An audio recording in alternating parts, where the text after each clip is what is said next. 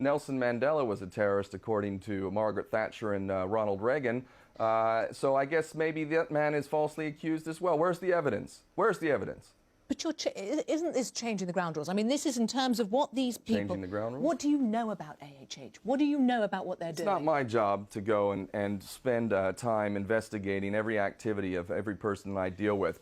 I stand by what I've done, and I am proud to have stood shoulder to shoulder with my brothers from IHH and around the world who did the right thing, who refused to accept the unacceptable. And with Hamas? And Hamas... You know what? The IRA is now a part of the government in Ireland, but they were the terrorists of their day as well. If Hamas had been allowed an opportunity to give the political chance, the political process an opportunity, maybe they would not be involved in violent resistance as they are. But however, why they have never been given an opportunity at all. This is double standards. I mean, just as... No double standard. Well, in terms of the way you were talking about what Israel does and what you're talking about Hamas does, people were critical of the IRA when it did what it did, and it was only when it turned to political means that it was deemed acceptable.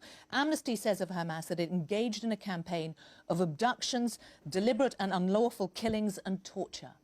I do not stand by anyone or any institution that violates human rights. However, what I will say, Hamas does?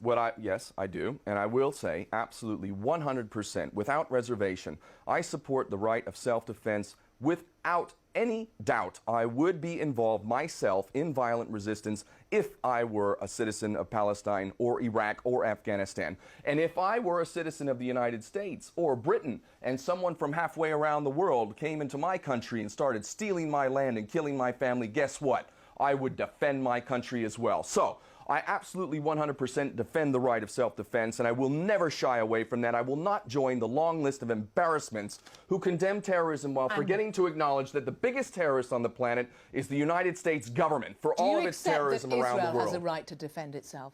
Absolutely, every country does, and that's exactly why the hypocrisy and the lies of Israel are so transparent. Are you telling me we don't have the right to defend ourselves? When I saw dead bodies on that ship and we were hitting people with bars and sticks, we don't have the right to defend ourselves, but they do they? Hamas doesn't recognize the right of Israel to exist. You know what that sounds like to me? That sounds like the African National Congress and Nelson Mandela refusing to accept apartheid and recognize apartheid. I say that Israel, if it wants to be a genuine partner in any kind of peace, needs to destroy its whole ideology of Zionism. Zionism that makes other people goyim, who do not deserve to be in the Holy Land. That's the real problem. If Israel will embrace every people, including Palestinians, equally, human rights respected across the board, then I would challenge Hamas to change its charter and say we will acknowledge Israel. But until that time, I see no difference between Nelson Mandela and Hamas in refusing to accept apartheid or the Zionist Israeli state. The Israeli government, their first job is to defend their citizens. They have rocket attacks from Gaza. They have intercepted, in 2009, the Frank Hop holding hundreds of tons of war material for Hezbollah. In 2002, the Karine A holding dozens of tons of weapons for Hamas, sailing to Gaza from Iran. They are trying to defend their right to exist. That is why their argument is it's self-defense.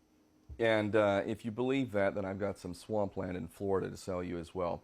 If you wanted peace and you carried out the policies of Israel, then you'd have to believe that these people are the biggest idiots ever. It's like America saying it wants peace, yet conducting state-sponsored terrorism in Iraq and Afghanistan. That's a lie. Israel is lying. They don't want peace. Are they lying when they say there was no humanitarian aid on the ship? Peace for Israel, to them, and the Zionist agenda is the end of the Zionist project. They don't want peace. It's a lie. It's an absolute lie. And the policies, to any thinking person, reflect that. I can't speak for Hamas. I think that what I do know about Hamas is that they've actually done something to help their people. And they have also, I think, helped to give ammunition to their enemies by violating human rights and not doing everything that they should do to respect the rule of law. I'm not going to sit here and defend Hamas any more than I'm going to defend anyone who violates human rights. However, Hamas has done a lot to help its people, and for that it has to be given credit. And it also cannot be bought. And do you not think that the Israeli people would say that of their own government? They elected it. I actually think that the Israeli government is a reflection of the propaganda that has made the Israeli people so ignorant of the facts. Or defensive. They are under constant rocket attack. They feel that they How many people have the rocket attacks killed? These are glorified fireworks against the fourth largest military in the world with the latest technology and weapons of mass destruction. 3,000 rockets out of Gaza in the last 3 years. 3,000 rockets that killed how many people? The point is that Israel feels under threat. I think the rockets are a desperate attack. Tell us this. Let's go back to what was on your... Let's talk about what was on your ship, because Israel says that there was no humanitarian aid on that ship. What was on it? We had passengers on that ship who are expressing their humanity. In a way, that's a form of humanitarian aid. That was not the primary cargo ship. To deny that the cargo ships, which were also confiscated, didn't have things like cement, didn't have things like wheelchairs, didn't have things like medical supplies, is another lie. But that's just it. Israel just lies incessantly. So why not? If you wanted to get this human aid through to the people of Gaza, why not do what they said? Dock in the port of Ashdod in Israel and allow even an Egypt or an international organization to deliver the aid? Because it would be acting like a fool who believes that Israel has any intention of actually delivering all the aid that you're bringing. They don't allow cement in, they don't allow building supplies in, they don't allow all sorts of things, to the point that you have an unemployment rate that is the highest in the world, a poverty rate that's African levels. You have children who are malnourished and anemic. You have terrible, terrible hardship. Obviously, Israel doesn't want to let all the supplies in there required. So when Israel conducts this inquiry that it is into what happened... It's a farce and a joke, and we all know that. Even though it has David Trimble and Ken Watkin on it, the Canadian and Northern Ireland. Well, you discredit yourself now, David Trimble, don't you? You know? If they asked you, would you give them evidence?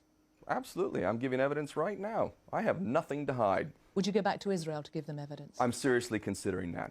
Because you know what? There are thousands of political prisoners from Palestine, my brothers and sisters who I consider to be my family, who don't have the same opportunity that I do. They don't have that shining light on me. They don't have BBC interviewing me. Yet they're sitting there in prison, not having access to their family, and they're my brothers and sisters. So I'm thinking about it very, very seriously, even though I know there is no justice in Israel. Do you fear for your life? You've talked about the fact that you might be on some I believe in what Malcolm X said. When he was asked, what is the price for freedom? Malcolm said, the price for freedom is death. And if you're not willing to pay that price, then don't use that word in your vocabulary. And did you think you were going to die? Did you think you were going to die when you were on the Mavi Marmara? No, I thought we need to defend this ship. We need to succeed in this mission. We need to end this blockade. That was what was running through my thoughts. You used to be a U.S. Marine. You've moved quite a long way from that. Thank God for that. You burnt your American passport. I renounced my U.S. citizenship formally because I do not agree to the terms of citizenship. I refuse to pay into a tax system that's being used to commit mass murder, war crimes, and crimes against humanity. Your anger, how will you use it next? Based on love, and that's why I do what I do. How will you use it next? What will you do I've been next? involved in a project called Aloha Palestine, a social enterprise intending to do safe trade with Gaza, to bring in items counter to what Israel is getting from Britain and the United States, weapons of mass destruction, small arms and things like that, to bring in safe trade items such as things that are needed for the civilian population to live a decent life.